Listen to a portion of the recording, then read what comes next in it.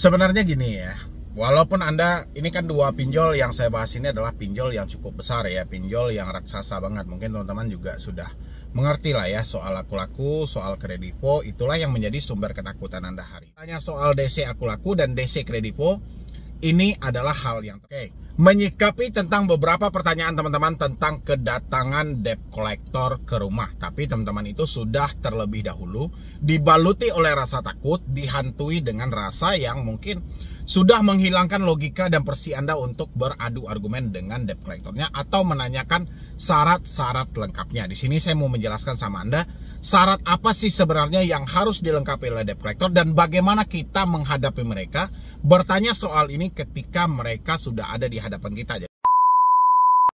Halo, assalamualaikum warahmatullahi wabarakatuh. Selamat malam buat teman-teman semuanya, khususnya yang sudah hadir di YouTube Solusi Hutang MB ya. Kali ini yang mau kita bahas adalah tentang kedatangan debt collector Aku-Laku dan Kredivo. Ini menurut beberapa pertanyaan dari teman-teman yang ada melalui Instagram dan melalui email juga. Ini banyak yang bertanya ya. Sebenarnya gini ya, walaupun Anda, ini kan dua pinjol yang saya bahas ini adalah pinjol yang cukup besar ya, pinjol yang raksasa banget. Mungkin teman-teman juga sudah mengerti lah ya soal Aku-Laku, soal Kredivo, itulah yang menjadi sumber ketakutan Anda hari ini. Sehingga banyak banget yang menyampaikan dia habis didatangi dari Aku-Laku lah, habis didatangi dari Kredivo lah, dan bingung segala macam. Tapi saya pengen buat teman-teman semuanya, jangan jadikan ini sebagai sumber ketakutan buat Anda. Walaupun Anda tidak mampu bayar, walaupun Anda telat bayar. Kenapa? Karena kehadiran debt collector ke rumah itu merupakan dari aturan yang berlaku. Itu nggak ada masalah sebenarnya. Justru yang menjadi bermasalah adalah ketika Anda menakut-nakuti diri Anda, menganggap ini adalah sesuatu yang sangat menakutkan banget dan besar banget. Oke? Ada beberapa hal yang harus Anda tanyakan soal kehadiran debt collector ke rumah. Ini penting, walaupun Anda akan mendapatkan mungkin adu argumentasi dengan debt collectornya, tapi ini nggak ada masalah ya. Justru itu bagus dan baik juga, karena mengingat selama ini beberapa pinjol legal yang selalu mendatangkan debt collectornya ke rumah tidak pernah membekali debt collector mereka dengan syarat-syarat yang ada. Ya, ini perlu teman-teman catat semuanya, dan Anda harus pahami, mau pinjol Aku-Laku, mau itu Kredivo, karena dua ini paling banyak dipertanyakan oleh teman-teman baik via DM maupun via email. Tapi sebelumnya seperti biasa, yang belum support channel ini silahkan disupport dulu, silahkan didukung dulu. Mudah-mudahan dengan supportan dan dukungan Anda, channel ini makin berkembang lagi. Silahkan.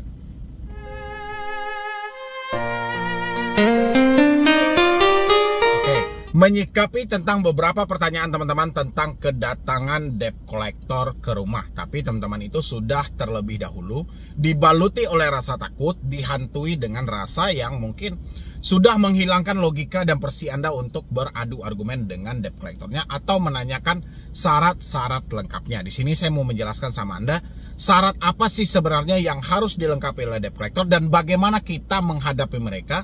Bertanya soal ini ketika mereka sudah ada di hadapan kita. Jadi untuk Anda yang bertanya soal DC Aku-Laku dan DC Kredivo, ini adalah hal yang tepat ya. Saya sampaikan di sini, ini dari pembicara OJK langsung ya di sini, oke? Ini yang mana ya, saya mau jelaskan sama Anda dari sini aja lah. Peraturan baru untuk melindungi setiap pihak yang terlibat.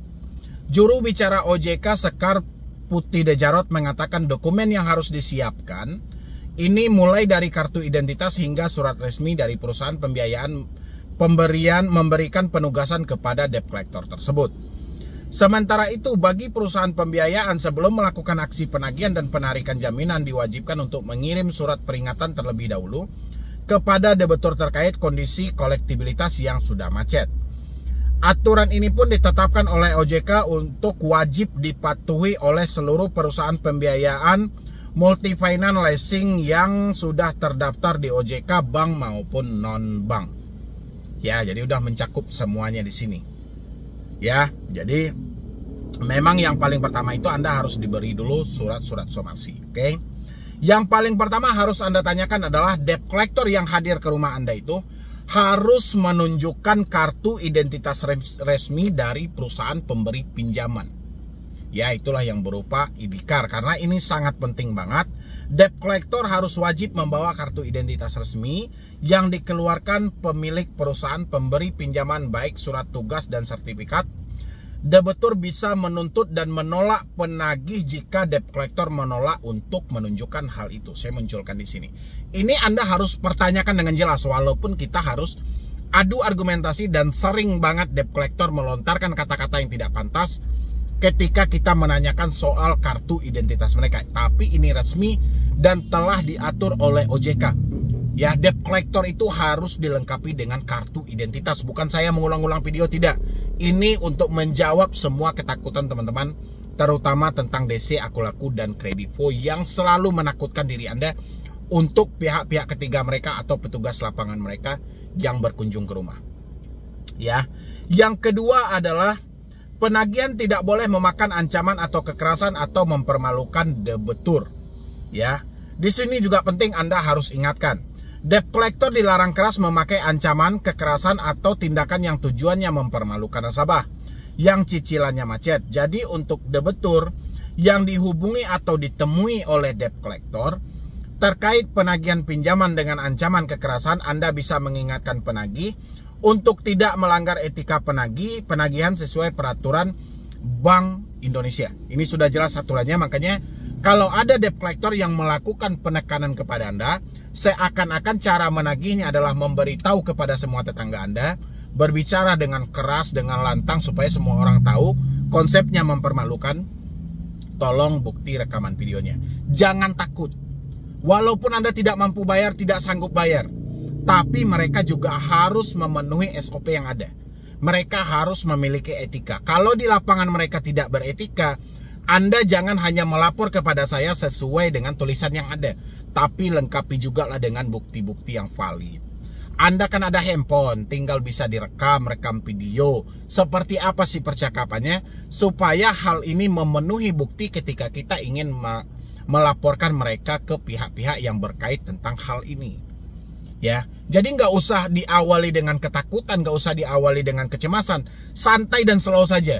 Dengarkan mereka dulu, lihat dulu aksi mereka sejauh mana ini, tindakan mereka sejauh apa, tindakan mereka mau seperti apa.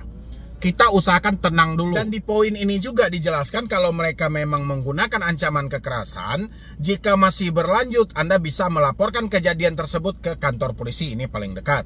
Ya, kalau misalnya polisi tidak menanggapi dalam hal ini, Anda bisa mengirim keluhan ke polisi dan OJK juga bisa langsung mendatangi perusahaan pinjaman untuk menyelesaikan secara baik-baik perjanjian yang memiliki nilai hukum jelas. Makanya dipenuhilah bukti yang benar-benar bukti. Selama ini kan omong kosong doang teman-teman ya.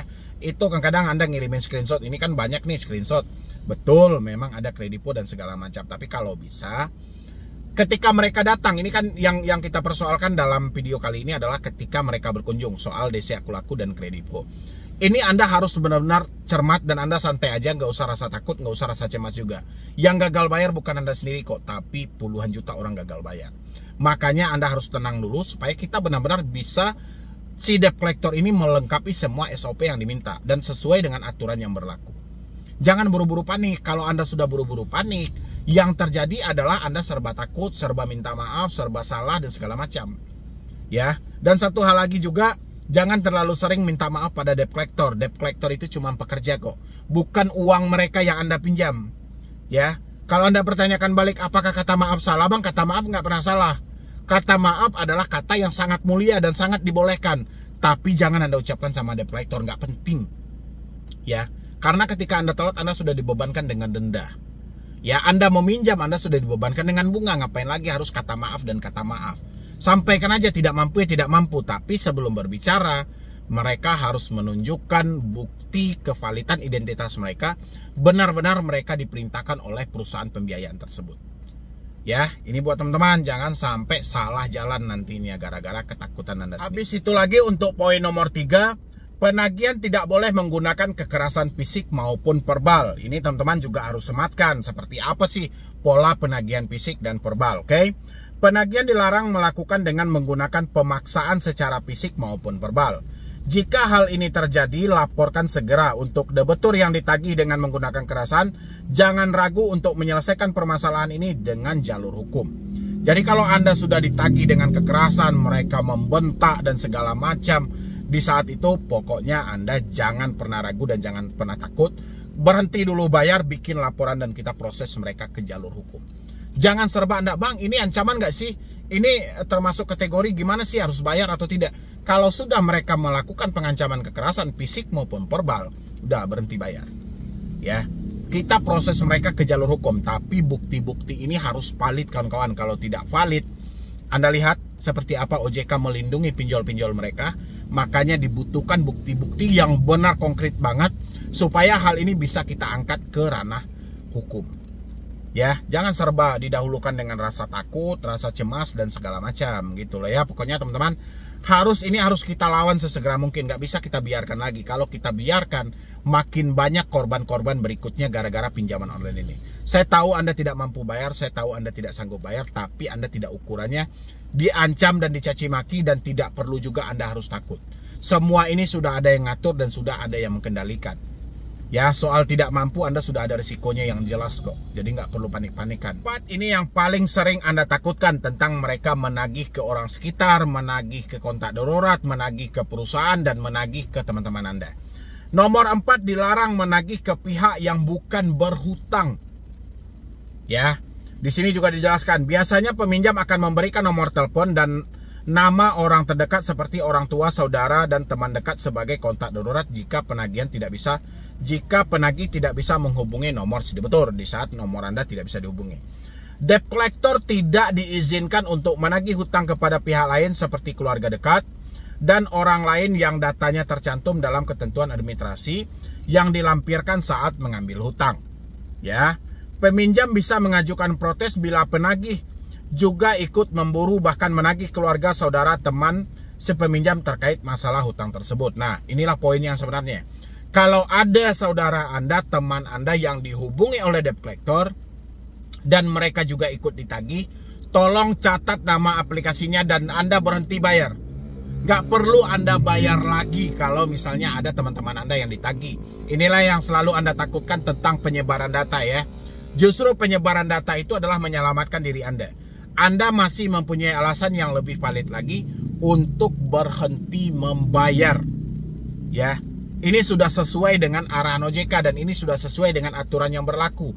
Jadi tidak ada cerita penagih hutang menagih ke orang yang bukan si penghutangnya langsung. Nggak ada cerita kontak darurat, nggak ada teman, nggak ada saudara, nggak ada keluarga.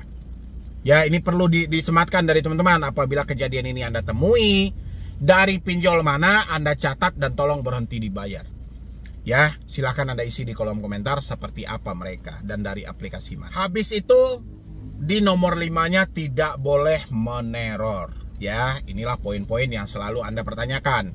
Saya diteror bang sampai jam 8 malam, sampai jam 2 siang, sampai tengah malam pun mereka masih aktif meneror saya. Saya di kantor diteror, dihubungi nomor perusahaan dan segala macam. Ini tidak boleh, ya. Penagih menggunakan sarana komunikasi dilarang melakukan secara terus-menerus yang bersifat mengganggu. Jika debt collector menagih melalui telepon, sebaiknya penagihan itu dilakukan pada waktu-waktu tertentu, tidak sepanjang hari. Jadi kalau dia menelpon tanpa henti, tanpa ada batas waktu, itu sudah menteror. Anda catat nama aplikasinya, berhenti membayar. Saya munculkan di sini satu persatu buat teman-teman semuanya. Jadi Anda nggak usah ragu lagi, nggak usah takut lagi, nggak usah stres lagi. Dan yang didatangi oleh DC Aku Laku tadi atau Kredivo tadi, ingat, kita harus meminta dengan valid identitas mereka dan sertifikat profesi penagih mereka. Mereka harus hadirkan hal itu. Dan mereka tidak boleh melanggar aturan-aturan tertentu yang telah dibentuk. Kalaupun di lapangan Anda mendapatkan hal-hal seperti itu dari berbagai pinjol legal lainnya, Anda nggak perlu khawatir. Tinggal Anda mencatat nama aplikasinya, habis itu kompaklah semuanya untuk berhenti dan stop dulu pembayaran karena mereka tidak mentaati aturan yang berlaku. Ya, cukup ya buat teman-teman semuanya, terutama yang bertanya soal didatangi DC dan menghadapi debt collector itu seperti apa. Yang penting, ketenangan pemikiran Anda itu penting supaya Anda bisa berargumentasi dan menjelaskan fakta yang terjadi.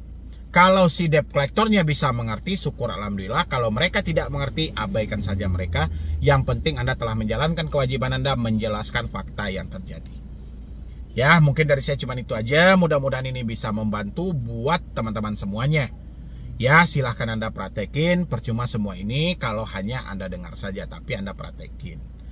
Ya, kalau memang tidak mampu juga gimana Bang? Kita nggak ada yang bisa memaksa Anda kalau uang Anda sudah tidak ada.